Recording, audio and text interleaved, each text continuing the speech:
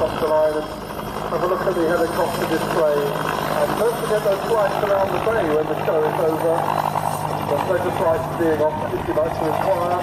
All profits goes to the Air Museum, which I visited this morning with great interest. So that is, there's quite some stuff in that back hangar there. I recommend a look. I'm sure the mums and dads are going to the helicopter museum. There's a cafe, ice cream, and you get a cup of tea. Very, very impressive.